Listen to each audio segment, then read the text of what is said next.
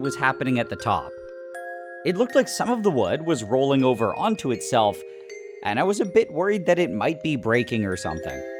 However, I figured that it probably wasn't a huge issue, and that it's probably normal to have some defects when crushing a piece of wood like this. So I just kept on going, and the goal was to get it to around 20% of the original thickness, and I eventually got there a few minutes later.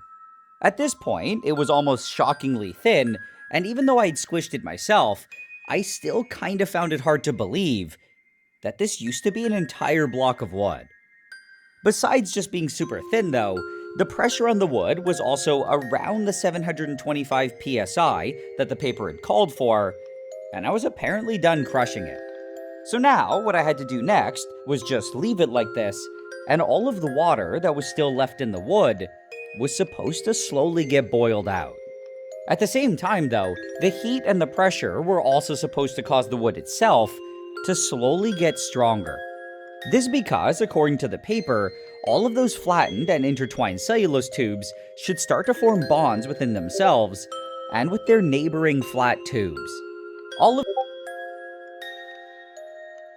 these bonds were technically only weak hydrogen bonds, but because all of the cellulose was so closely packed together, it should be able to form a ridiculous amount of them.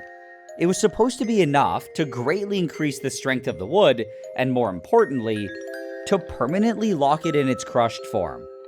This would make it very different than normal wood, which would just decompress once the pressure was gone, and I was very curious to see how it would turn out. With that being said though, I then just had to let it cook like this for the next 24 hours, and when I came back to it, it looked like it had become even thinner. Once everything's perfectly organized, I'll start working on my thesis. Grammarly will ensure you feel confident nailing your final thesis by supporting your writing journey from start to finish. Welcome to... I also noticed that the pressure gauge was at 0 pressure, which I felt was a really good sign. This because it meant that even without any added pressure, the wood was staying nice and thin, and I started getting pretty excited. It was now time to reveal my densified and hopefully bulletproof wood, and when I felt that I was ready, I started lifting the upper plate. I was really hoping to see a perfect little flat rectangle, but I was immediately disappointed. I mean, it was definitely flat, which I was happy about, except it was also very wide, which wasn't a good sign. There had clearly been some sort of smushing effect because the wood wasn't really supposed to spread out at all, and this was a bit sad to see. Either way, I then went to take it off the press, and the moment that I touched it, all of my sadness quickly vanished. This because it felt completely different than I expected, and it really didn't even feel like it was wood.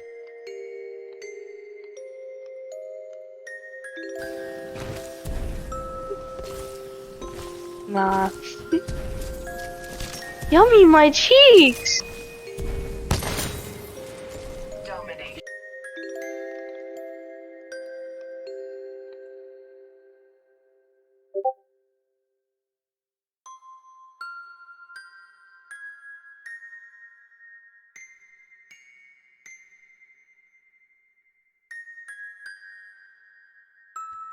Instead, it was surprisingly heavy and extremely hard, almost like some sort of ceramic. At the same time though, it somehow also kind of felt like plastic, and it was genuinely really cool. At the same time though, it was definitely far from perfect, and just by looking at it, I could see that the fibers didn't get squished down properly. When I looked at it from the side, I could also see some very obvious diagonal cracks, and I was really hoping they were just superficial. I then compared it to the piece of wood that it came from, and it was kind of surprising to see how different it was.